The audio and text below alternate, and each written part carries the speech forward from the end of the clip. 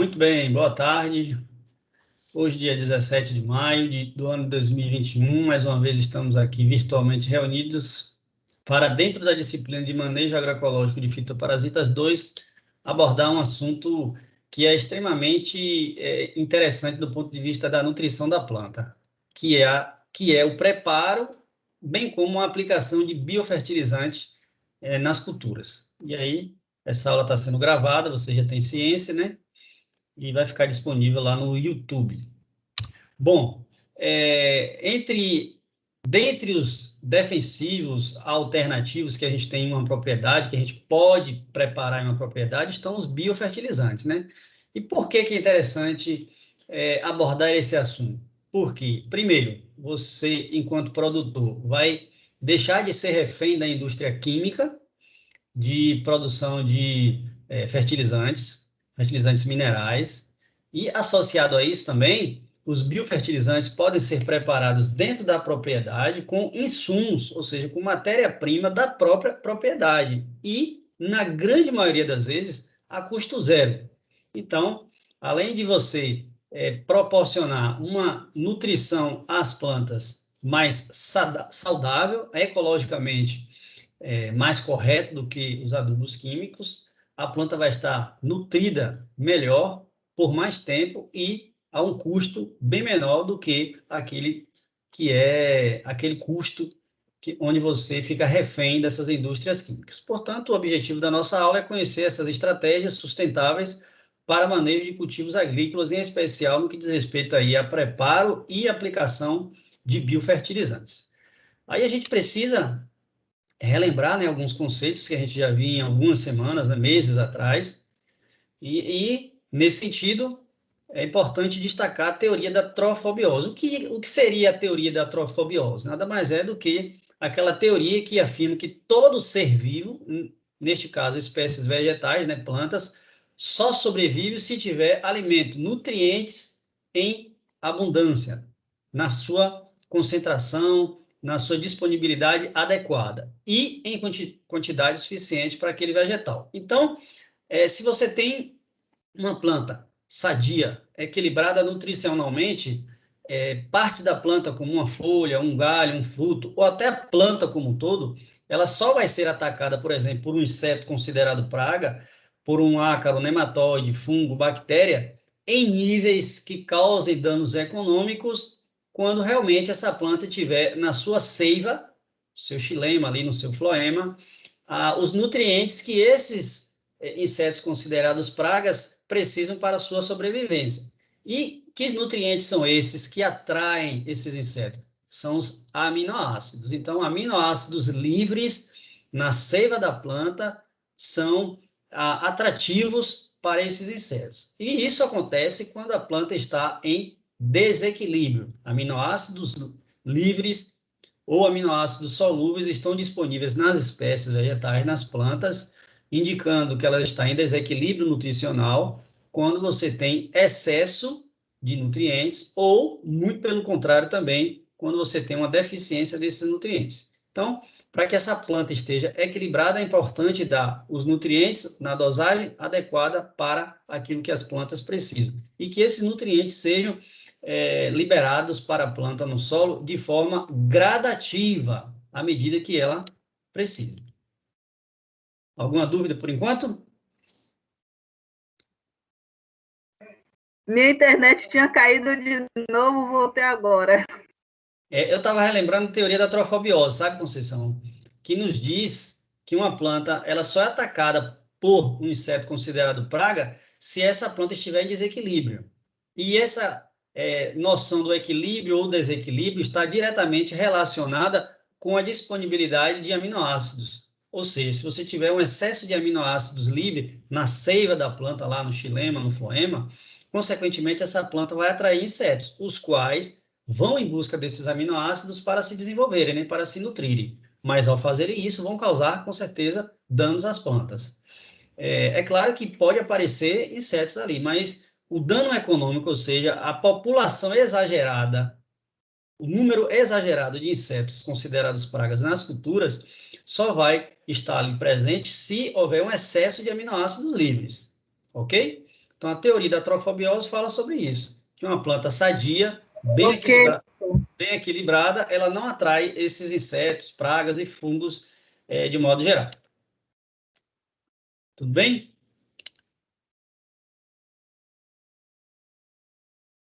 Aqui. Certo, pode. Ok. Aqui eu trago mais um exemplo, né? Um infográfico, né? Eu gosto muito de demonstrar esses infográficos porque essas imagens gráficas elas nos dão uma resposta muito rápida da informação que a gente quer transmitir. Então, nessa imagem aqui à esquerda, como vocês podem ver na letra A, né? Aqui estamos disponibilizando adubo químico, né? Um NPK, por exemplo, na formulação de NPK. E aí, o excesso dessa adubação química aí é que, de fato, vai proporcionar o surgimento aí de doenças fúngicas, vai proporcionar um maior aumento de insetos na sua área, ataques do sistema radicular por organismos que habitam o solo, como, por exemplo, nematóides, e por aí vai. Então, à medida que você fornece a nutrição adequada para a sua planta, com certeza ela vai ficar mais saudável. E aí, quando a gente compara o adubo químico com o adubo orgânico, como vocês estão vendo nessa ilustração aí, a gente observa que a planta em equilíbrio, ela não deixa nutrientes em excesso. Ou seja, o solo disponibiliza gradativamente esses nutrientes para as raízes das plantas e que, consequentemente, vai distribuir para toda a sua parte aérea, galho, folhas e, principalmente, a parte que é comercializada na maioria das plantas, que são os frutos. Portanto, pensar em uma forma de adubação, de nutrição para a planta que seja mais saudável, fazendo com que essa planta tenha uma nutrição mais equilibrada, vai estar relacionado aí diretamente com a possibilidade dessa planta se manter na sua área livre do ataque de pragas, insetos, pragas e doenças. Por isso que a gente está falando dessa trofobiose, da teoria da trofobiose, antes de falar do biofertilizante, em contrapartida aos fertilizantes químicos, como, por exemplo, fertilizantes à base de NPK. E aí embaixo a gente tem imagens, né, de lavouras nutricionalmente equilibradas, né? Então, observe aí a importância de utilizar biofertilizantes, por exemplo, adubos orgânicos, e isso nos dá uma resposta visual que nos diz mais do que qualquer outra coisa. Ok? Eu levantei a mão. Pronto. Assim, a teoria da trofobiose, ela é muito interessante e assim, a nível da gente levar conhecimento para agricultores, eu acredito que é uma das coisas, assim, bastante importantes e interessantes da gente estar levando para os agricultores, né? Isso por quê? Porque ela leva em consideração a importância de todos os nutrientes, tanto macro e micro, né? E ressalta, assim, de forma bem clara que todos são essenciais, porém existe o que ela vai necessitar em maior quantidade e o que vai necessitar em menor quantidade. E para os agricultores, normalmente, assim, eu falo por experiência que eu já vi, eles costumam comprar muito e utilizar muito o NPK.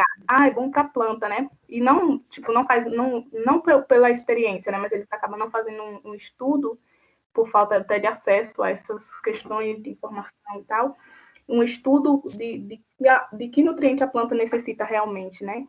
E aí acabam só jogando dinheiro fora e ainda, de certa forma, acaba prejudicando a planta, se ela não estiver necessitando desses macronutrientes. Diane, é verdade o que você falou. É importante, de fato, ter um raio-x da sua propriedade. Isso significa dizer que é importante você fazer análise físico-química do solo para compreender a estrutura, né? Granulometria do solo, e compreender qual a melhor espécie a ser cultivada na sua área. E em especial, saber exatamente o que é que tem naquele solo, né? Quais são os nutrientes, qual a análise de fertilidade do solo, e a partir disso você fornecer. Não adianta você fornecer, por exemplo, excesso de nitrogênio, fósforo e potássio, e esquecer, por exemplo, de colocar ferro, manganês. E se a planta tiver necessidade, ainda que em quantidades pequenas desses nutrientes, com certeza ela vai ter uma deficiência na sua nutrição e, consequentemente, isso vai ser observado, tanto no seu desenvolvimento quanto na questão da produtividade. E, quando se fala em produção de biofertilizante, a gente tem que levar sempre em consideração que há a possibilidade real de você converter esterco, por exemplo, ou seja, lixo, o que seria lixo, em um produto que vai ser fundamental para o desenvolvimento das plantas. Então, resumindo, você pode converter o lixo em um fertilizante, um biofertilizante, que vai estimular o crescimento mais acelerado das suas plantas de uma forma mais saudável e ficando naturalmente isento do comércio, né, dos produtos químicos. Portanto, você pode produzir na própria propriedade com alguns cuidados, alguns pré-requisitos básicos, né? Atenção, mas dá para fazer sim. Bom, aqui a gente já começa a observar um pouco aqui o que é que são esses biofertilizantes, né? Então, são fertiprotetores provenientes de um processo de decomposição de matéria orgânica, seja ela animal ou vegetal. Na maioria das vezes se utiliza matéria orgânica de origem animal, esterco. Sendo os mais comuns aqueles produzidos através de fermentação, ou seja, micro-organismos que vão estar em contato com esse material orgânico, vão utilizar os nutrientes que estão nesse material orgânico para crescer. E, ao fazerem essa decomposição, vão converter essa matéria orgânica, animal ou vegetal, num produto que, ao final do processo, aí, ao final de 3, 4 semanas, vai ser o biofertilizante, que vai ser o produto a ser utilizado na sua propriedade, na sua forma líquida, né? Então, o resultado dessa fermentação é resíduo líquido, utilizado tanto como adubo foliar, tem função repelente também, mas normalmente ele é rico em matéria orgânica, em micro-organismo, conferindo aí ao solo uma característica de poder disponibilizar às plantas nutrientes. Então, dá uma ideia do potencial que o biofertilizante ele pode ter na sua propriedade. E aí tem alguns. Eu trago como uma imagem para que vocês compreendam, por exemplo, né, que não adianta você se livrar da indústria química, dos adubos, como a gente exemplificou no slide anterior, do NPK, por exemplo, né, e cair em uma outra cilada, né, ficar refém da indústria de produtos biológicos, né, porque existem sim produtos biológicos, eu estou citando um exemplo aí de uma marca aleatória, que pode custar aí, por exemplo, aí, né, R$550, 5 litros desse biofertilizante. Então, não é barato. Não é barato. Então, se você pode produzir, é claro que demanda um pouco de tempo e conhecimento, mas é por isso que a gente está aqui, né, para analisar essas informações e tentar colocar em prática, que é possível fazer sim. E aí, cada um pode ir adaptando as suas condições, os materiais disponíveis na sua propriedade e ir testando pouco a pouco até vocês conseguirem obter os melhores índices de produtividade aí para qualquer que seja a lavoura de vocês. Bom, então, estar atento a isso também, né? Que não apenas sair de uma indústria química para a indústria biológica, mas continuar refém da compra de insumos de fora da propriedade, porque, como vocês estão vendo aí, não é barato, né? Então, o biofertilizante é uma alternativa aos fertilizantes químicos e ajuda a manter a planta bem nutrida. Uma planta bem nutrida, ela tende a ser mais resistente ao ataque de pragas e doenças e, consequentemente, produzir mais, né? O ideal é que sejam produzidos esses biofertilizantes, como eu já disse, na propriedade e que haja disponibilidade sempre que necessário para que você produza em uma grande quantidade, de modo que você vá utilizando esse biofertilizante à medida que você for precisando na propriedade, né? E como eu já demonstrei aí, existem sim biofertilizantes que são comercializados, mas, repito, né? Não é barato. E se não é barato, existe a possibilidade de você preparar na propriedade, por que não fazer, né? Maiana. O professor, falasse uma experiência que eu tive fora da aula, quando estava tendo aula presencial, Eu plantei uns tomates com um colega e sabe que tomate é muito suscetível da doença, né? E aí a gente fez uma boa adubação e tal, e aí a gente plantou em uma área aberta, que poderia, né, ocasionar várias doenças, e como estava bem adubado, equilibrado, o tomate não adoeceu. A gente viu que o tomate não adoeceu. Aí, falando de biofertilizante, né, aí eu quis Perfeito, complementar. perfeito, exatamente. E o adubo, já que você falou em adubação, o que é que você utilizou? A gente borrifou com micro-organismo. Lembra dos micro-organismos que na aula passada você havia comentado sobre os micro-organismos? Aí eu ainda falei assim, professor, quando a gente tomar vacina, vamos fazer uma prática de micro-organismo e tal. E foi os micro-organismos que a gente capturou aí na matinha e a gente borrifava uma vez na semana os micro-organismos. Porque micro-organismo também dá para servir como adubação, né? Tanto Sim, foliar como via solo. E aí os mas tomates não adoeceram. Então, foi tomatinho cereja que a gente usou. E eles ficaram lindos, bombaram, assim. É isso. você sabe que em relação ao tomate cereja, a gente costuma muito falar do tomate cereja, mas tem uma outra variedade que se parece muito com o tomate cereja, mas na verdade é o tomate grape, que traduzindo, né, para o português é tomate uva, ele tem aquele formato de uva. E às vezes as pessoas confundem, mas é só uma curiosidade. O importante é que você conseguiu aí materializar a informação e exatamente até dar um exemplo, né, da importância da nutrição para o desenvolvimento da planta. E de fato, o tomate realmente ele é sensível ao ataque dessas pragas e principalmente doenças. Pode falar, Diane.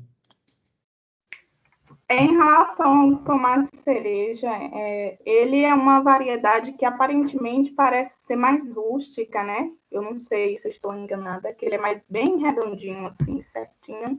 E parece que ele é mais resistente, porque ele nasce, assim, em vários lugares. Lá em casa mesmo, no curral tem tomate cereja. Mas ele está no curral porque está cheio de adubo, né? Não, realmente o tomate cereja ele tem essa capacidade de germinação e de crescimento bem interessante mesmo. E outra coisa, eu não sei se vocês já analisaram em feiras livres, mas em especial em supermercados, ele é vendido em caixas plásticas, né? É bem caro. Então, é uma cultura de bastante interesse do ponto de vista do retorno financeiro. Ele é bem caro. Uhum. E o sabor dele, assim, até pelo sabor, o sabor dele é diferente. É mais. É bom. Pode ser utilizado assim em saladas. É Uhum. muito É bom. mais ácido também. Mais ácido, né, que você falou? Professor, Isso. o pulverizar com leite entra como um biofertilizante? É sim, eu até comentei, eu não sei se foi na turma de vocês na semana passada, mas o leite é interessante sim, mas você tem que só ter cuidado porque vai atrair outros insetos, né? Mosca, principalmente, né? Então, se você vai fazer a pulverização com leite, ela é interessante sim, mas assim, ele é mais considerado como um inseticida natural, entendeu? Ah, tá, entendi. Entendeu? Mas aí, claro que pode atrair outros insetos como mosca, né? Se não for muito próximo de sua casa, tudo bem. Entendi. Vamos lá.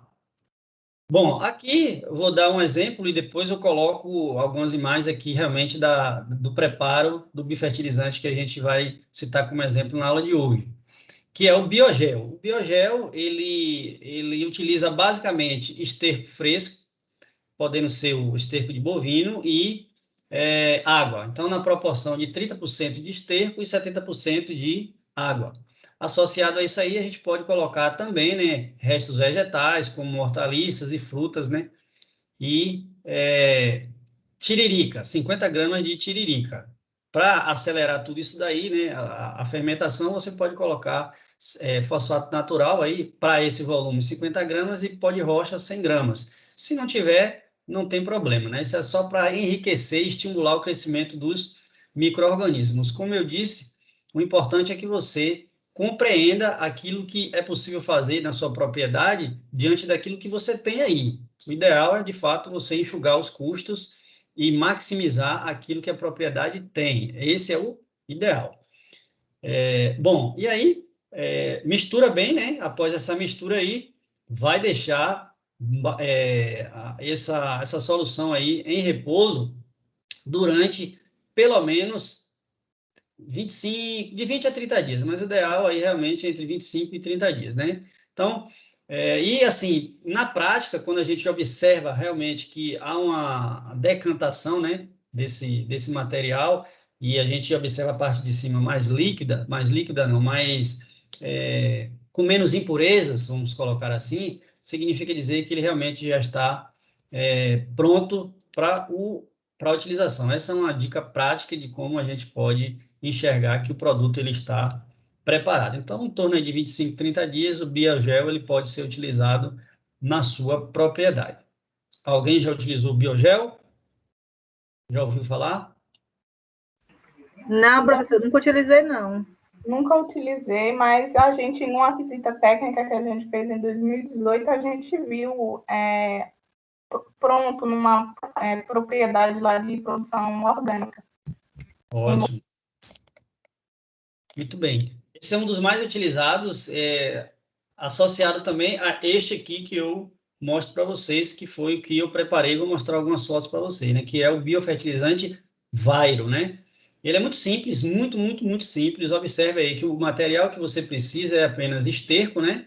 Bovino ou suíno, água e mais nada. E paciência. Paciência para esperar com que os micro-organismos façam a parte dele. É um biofertilizante que ele é realizado à base de fermentação, e isso significa dizer que você precisa de um vasilhame fechado, né? Vedado, como vocês estão vendo aqui nessa imagem, né? Então, você vai separar aqui 80% do volume do seu recipiente e vai colocar a metade de água, a metade de esterco, e deixar um espaço aí para que você possa introduzir uma mangueira. Essa mangueira você vai colocar em uma vasilha, pode ser uma garrafa PET, por exemplo, essa vasilha cheia de água. Para que isso? Para que você consiga observar o processo fermentativo. Enquanto tiver ali, saindo bolhas de água nessa garrafa PET, significa dizer que ainda está ocorrendo o processo de fermentação e o biofertilizante Vairo ainda não está pronto para a utilização. Então, aproximadamente entre 30 e 40 dias depois, você já vai começar a observar uma redução dessa atividade aqui da produção de bolhas. Significa dizer que a fermentação está terminando. Aí sim, você pode utilizar o biofertilizante. Não imediatamente. Para isso, você precisa utilizar aí algum pano, alguma estrutura para você passar todo esse material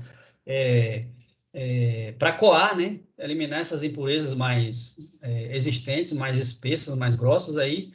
Aí, uma vez esse líquido coado, ele pode ser utilizado na sua propriedade em diferentes formas, né? Diretamente em leiras, como tratamento de semente, aplicação foliar, depende da sua finalidade. Em geral, em tratamento direto no solo. Alguma dúvida? Não. Aqui tem uma tabelinha para explicar para vocês aí de um modo resumido e objetivo, quando você vai fazer mudas, tratar sementes, como vai fazer adubação foliar, qual o volume do fertilizante que você utiliza, né, para diluir em água, né? Então, se você vai fazer, por exemplo, aplicar em mudas, 300 ml do Vairo em 1 litro de água e a cada 7 dias você aplica nos canteiros antes do plantio no campo. Então, se você vai fazer o transplantio de sementes para um canteiro, por exemplo, coloque ali e deixe em torno de 2 semanas sob a ação do biofertilizante, e depois você pode introduzir as mudas. E assim tem as observações para, por exemplo, tratamento de sementes, né? Coloca a semente, deixa ela ali mergulhada na solução do Vairo, né? Sem água, né? Só o Vairo puro, né? Durante 1 a 10 minutos, e depois elas têm que ser imediatamente plantadas, semeadas, né? E para fazer a adubação, a aplicação foliar do biofertilizante, mesma diluição lá para as mudas, 300 ml do vairo em 1 litro de água, e pode fazer essa pulverização a cada 15 dias, não tem restrição aí quanto a cultura a ser aplicada, pode ser qualquer cultura. Tranquilo? Estou vendo aqui que a Jenny falou que fez uma aula com a professora Ariana, seu Biga é um funcionário do campo? É isso? É, professor, funcionária da horta. Mas a Jenny me contou aqui que foi o aeróbico. Ah, tá. Fizemos aeróbica. Muito Porque bem. eu não tô... eu só tô vendo que ela tá respondendo pelo celular, aqui no computador não mostra para mim. Agora ela falou alguma coisa, eu não tô vendo. Entendi. Não, eu falei que sim, Entendi. do seu Francisco, né? Ah. Ele é o responsável pela unidade educativa da horta.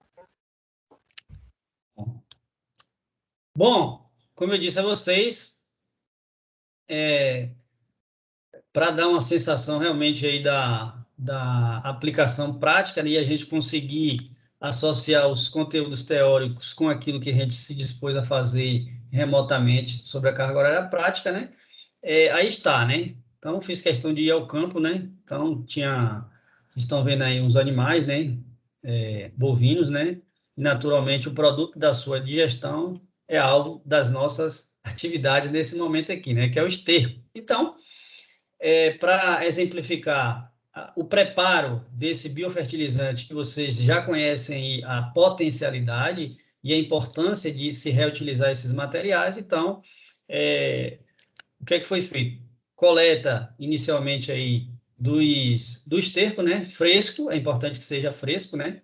Porque os micro-organismos, eles estão ali mais ativos e, consequentemente, a produção deles, em termos de conversão desses nutrientes, é muito maior. Estão vivos, né? Lógico, então é importante que ele seja coletado fresco. Então, tá aí, né? Vocês estão vendo aí, professor de vocês com mão na massa, no caso, mão no esterco mesmo, né? Coloquei em um vasilhame e transportei para uma área onde onde eu preparei o biofertilizante. Então, como repito, né? Então, esse esterco, ele foi coletado, transportado lá para uma área da propriedade e aí acondicionado em um vasilhame reutilizado. Vocês estão vendo que isso é 1 galão de água. Não é necessário dizer, né, que esse vasilhame ele estava inutilizado e, naturalmente, não vai ser utilizado mais para acondicionar água para beber, né? Pelo amor de Deus. Então, como eu disse, reutilizar os materiais disponíveis. Então, aqui foi colocado o biofertilizante. Observe aqui que foi aguardado o tempo necessário para que a gente, não sei se vocês conseguem ver aqui a mangueira, introduzida numa garrafa PET, com água, e a gente observa aqui na mangueira, ó, não sei se vocês conseguem ver aí, me digam, que não tem a formação de bolhas mais após o período deixado lá no campo. Conseguem ver? Sim, professor, estou vendo. Muito bem. Repito que pode ser esterco de suíno também, tá, gente? Não só bovino. Isso vai depender dos animais que você tem na propriedade. Bom, e aí, passado esses 30, 40 dias, né? É importante vocês estarem de olho ali na garrafa e ver se há a redução da formação de bolhas. Ou seja, a fermentação, ela chegou ao seu fim. Então, após isso, observe aí, né? Que eu utilizei uma lata dessa de tinta, né? Reutilizamos. Então, coloquei um pano, sem utilização também, né? Então, e aí, coloca o biofertilizante para ser coado, como vocês estão vendo aqui. Então, usa um pano para filtrar, para que as impurezas fiquem aqui no pano e, naturalmente, o líquido ele fique livre dessas impurezas maiores e até para não atrair insetos, moscas, enfim. E, em seguida, aí a gente pode aplicar na área. Compreendido aí até o momento? Sim. Sim. Muito bem. Bom, em seguida não tem muito segredo, né? Se a sua área ela for pequena, vocês podem fazer como eu vou demonstrar aqui, né?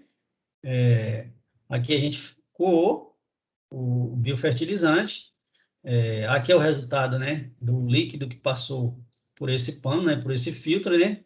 Então aqui temos o biofertilizante, ele isento de impurezas mais espessas, mais grossas, né, mais visíveis, como vocês estão vendo aqui. Então aqui é o biofertilizante filtrado.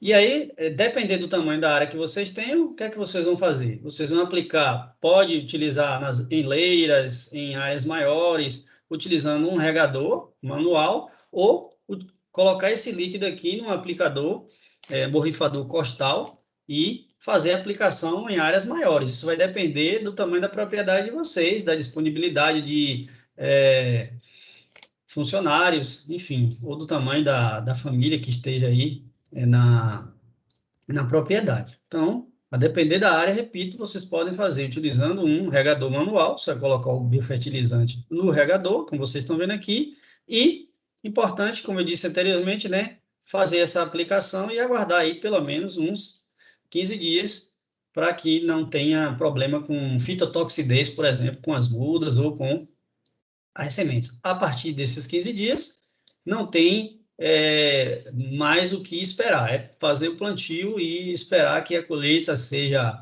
produtiva e farta. E garanto a vocês que a experiência demonstrada é que realmente a gente tem resultados positivos, e mais do que resultados positivos em termos de produtividade, é que as plantas estão saudáveis, isentas de produtos químicos e livres da dependência da compra de insumos de fora da propriedade, seja da indústria química ou até biológica, que isso é muito interessante do ponto de vista das finanças da sua propriedade. Correto?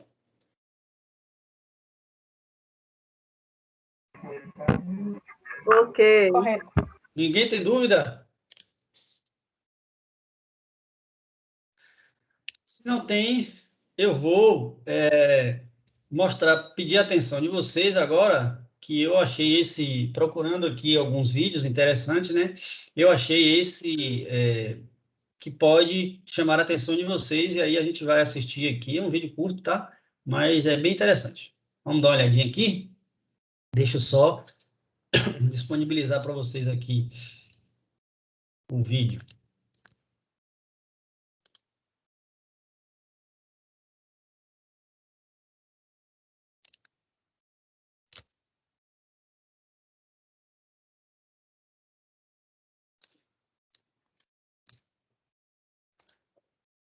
Conseguem ver?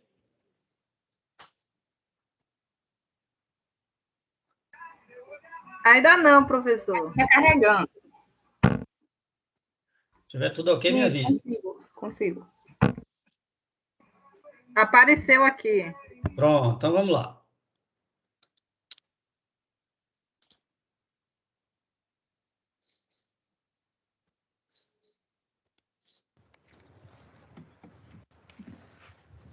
Aqui nós temos um tambor que está armazenado o biofertilizante, e cada vez que a gente vai ocupar o biofertilizante, o bom é a gente dar uma mexida para a gente mexer bem com os micro-organismos que estão dentro do biofertilizante.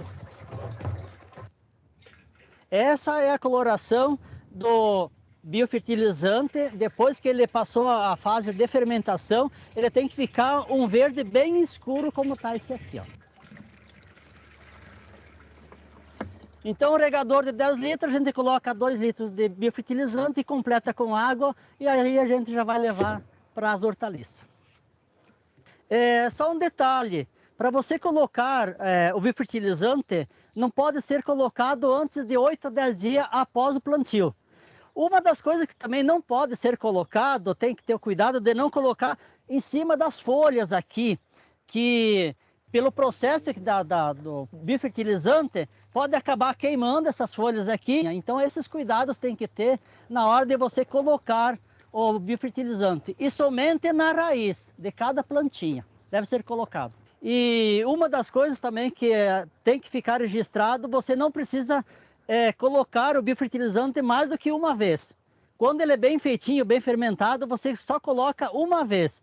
E o resultado que nós temos aqui no Cetresma, aqui a gente pode mostrar para vocês, né? A produção é ótima, vale a pena você fazer, que o custo é super baixo e a produção é super boa.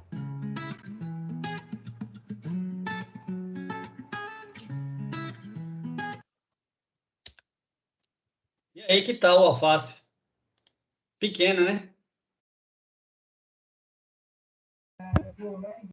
Fazer os contrários. Cada molho.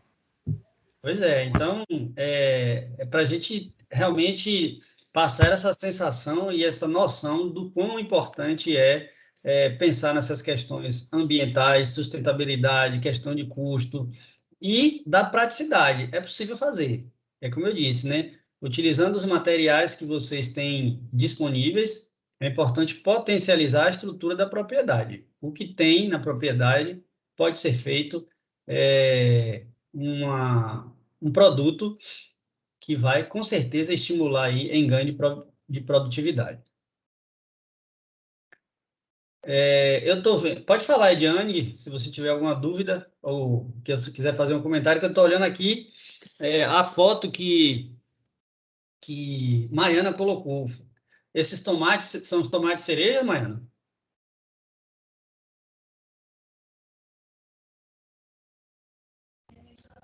Sim, professor. Aí tem umas pimentinhas também, pimenta biquinho. Ótimo. Você colocou biofertilizante aí, foi? Não, professor, que eu falei que a gente usou EM, lembra? No começo da aula, estava falando sobre pragas e doenças e tal. Aí eu falei, isso é visto no campo, tive a experiência, que a gente adubou direitinho, aí não ficou doente. Tanto a pimenta quanto o tomate não adoeceram. E estava aberto, assim, não estava em estufa, né? Então, realmente. Muito bem. Ediane, quer falar alguma coisa? Pode falar. Eu vi se o microfone abriu. Não, professor. Então, tá bom. Bom, em termos de preparo de biofertilizante, o que, de fato, eu gostaria que vocês tivessem visto é isso daí. E, de fato, agora a ideia é passar para vocês a importância da utilização dos biofertilizantes. Eu demonstrei para vocês aí dois biofertilizantes que são muito simples de serem feitos, muito práticos, que dão resultado rápido e que, com certeza, vocês vão observar a diferença na propriedade. Ou seja, não precisa ficar dependente quimicamente aí de produtos de fora da propriedade, e em especial porque você pode ter condições de fazer, na maioria das vezes você tem condições de fazer na sua propriedade, como vocês viram aí no vídeo, nas fotos que eu demonstrei, é possível fazer sim. E a ideia agora é que vocês coloquem no papel, ou seja, respondam as duas atividades que eu já disponibilizei para vocês no Moodle. Mas, antes disso, vamos terminar a nossa gravação aqui, tá bom? Quer falar alguma coisa, Diane? Pode falar. Eu ia lembrar da gravação. Tá bom. Então, vamos encerrar a nossa gravação aqui. Professor, mas caso eu quiser fazer assim, também pode, né?